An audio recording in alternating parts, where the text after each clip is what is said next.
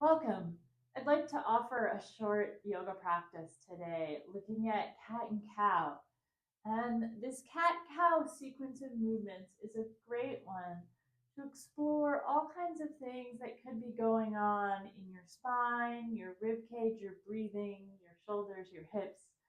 So it's a movement I love to explore in a lot of different ways. For today, what I'm going to encourage you to do, if you're willing, is to pay attention to your spine as a whole. So the series of bones that goes from the base of your skull all the way down to your tailbone.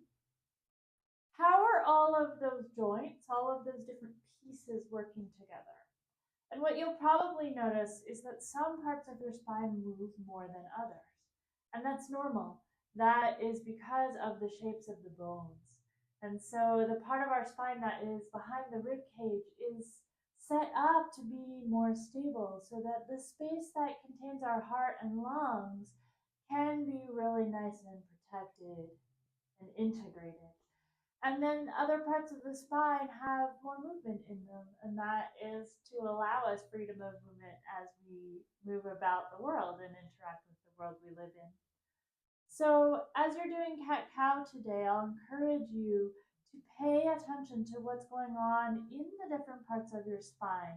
We're going to slow the movement down and really focus on what's happening. And then I'll give you some ways to experiment and see what's going on. This practice will work best if you can be on your hands and knees. However, there are lots of variations of this movement that can be done in other positions. So if that's not accessible to you, you can try exploring upright in a seated cat and cow. You will feel what's happening in the spine a little differently because you're using your muscles to stay upright and gravity at the same time. But that's a place you can start out exploring. There are other variations that you may know, or feel free to reach out to me for help if you want. So I will be demonstrating on all fours.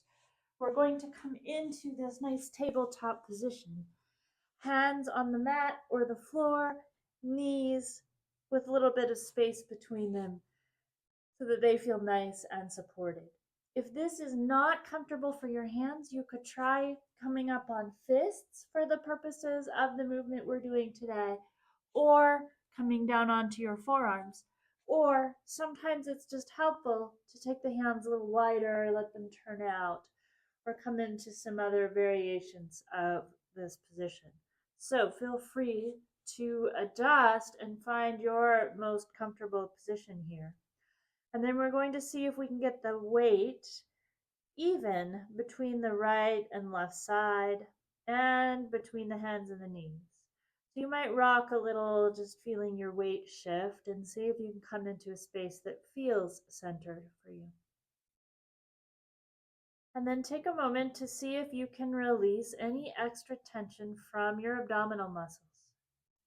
So some of us hold the abdominal muscles in quite a lot by habit. And letting that go could be uncomfortable. So if you start to feel some discomfort, you might add a little bit of tone there just to reduce your discomfort for now. Otherwise, see if you can let some of that tension go. And then we'll do a few cat and cows slowly, but in what maybe feels like a regular way if you've done this before, not trying to do anything in particular other than notice what's going on. So you might take an inhale where you are and then use your exhale to come towards cat pose, letting your head and your tail come down as your spine arches up towards the ceiling. And maybe here, seeing if you can get an awareness of what's happening along your whole back body. And you might use an inhale to travel towards cow pose. Maybe your heart and your abdomen come down towards the floor a bit more. Maybe your tail and head lift as much as is comfortable. So feel free to adjust the movement so it feels good. And then you're taking some breaths here and notice what you notice. And then let's move from one to the other. So maybe using your exhale just for consistency towards cat, and your inhale towards cow, And see if you can start to feel into how the different parts of your body are working together. So, first of all, what's happening at your hips and shoulders? Is there movement there? Does it feel like it's happening on both sides, or maybe the two sides are not quite together? And then can you feel into the length of your spine? What is moving, right? What is maybe not moving as much? You might also notice as you're coming from one to the other that you're rocking forward and back or side to side as you go. So you're just going to take a moment to feel into what is really going on as you're doing this movement. And then do give yourself a rest, especially if it's a little bit difficult for you, if you get some wrist or hand discomfort or knee discomfort on all fours. Be sure to take breaks as needed. There's no need to do all of this sequentially all at once. These are things you can play with a little bit over time if you want. And then when you're ready, we'll do the first change we're going to play with here. And that is to see what happens if you make the movement small.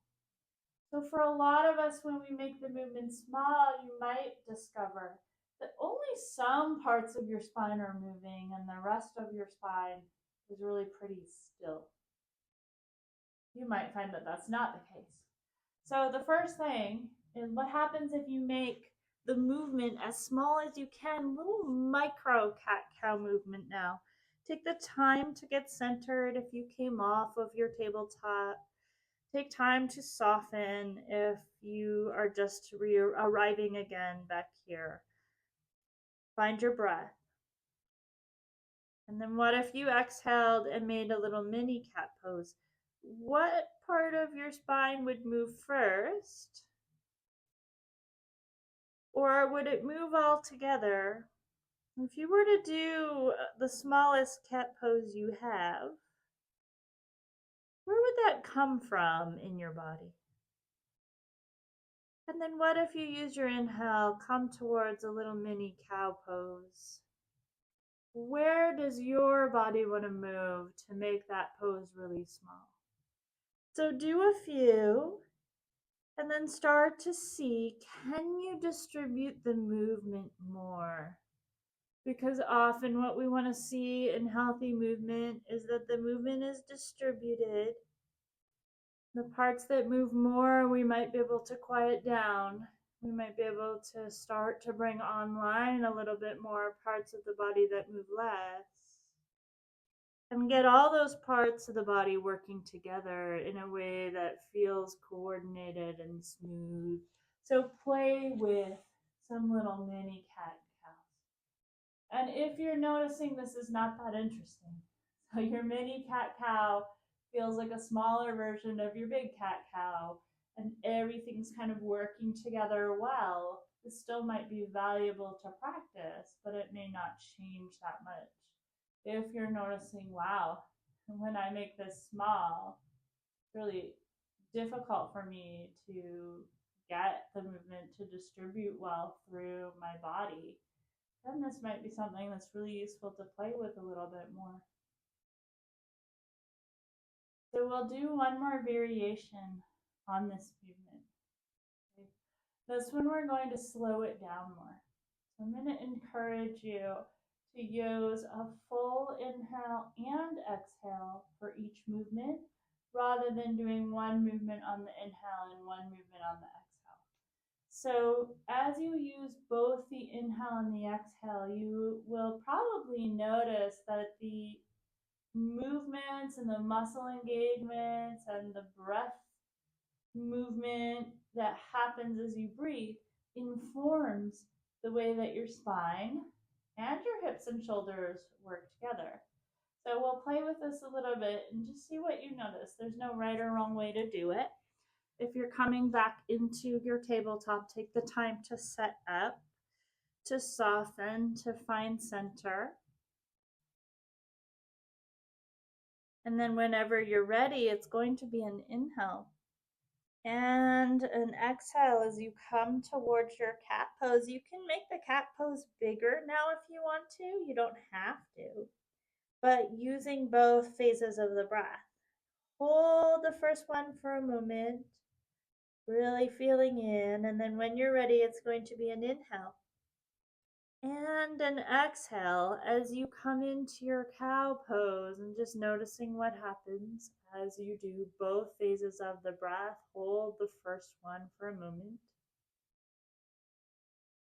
And then maybe you flow a little more continuously, but using inhale and exhale for each of the movements. And see if you can kind of feel into where does the breath want to move.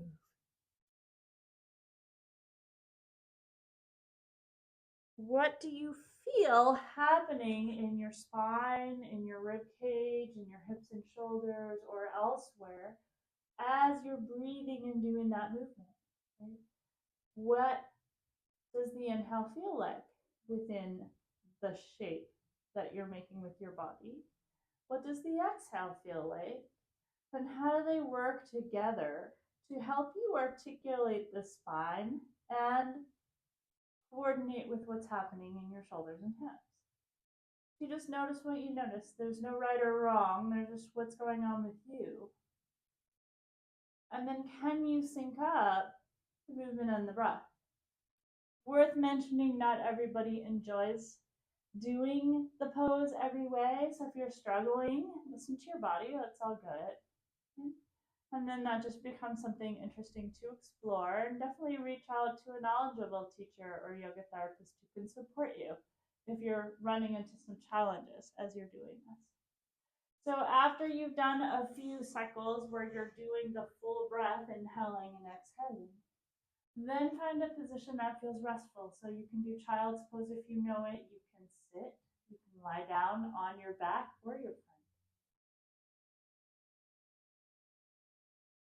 And in stillness, if you can, take a moment to just bring awareness to your whole spine, to your shoulders and hips, abdominal muscles, chest,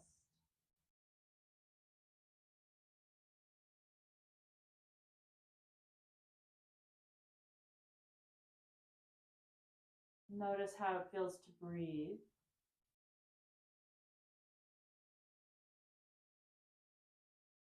As well as anything else that's standing out to you about how you feel right now. Also tune into the impact of being on the ground. So if you had hands and knees, notice how your hands and wrists and elbows and knees feel. So this may not be the position for you right now. It may be something that you need more support to work towards.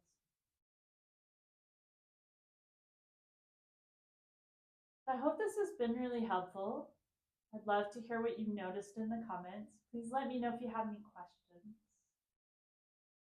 And take some time to explore these movements in all kinds of different ways. They can be really, really helpful. Hope you take good care.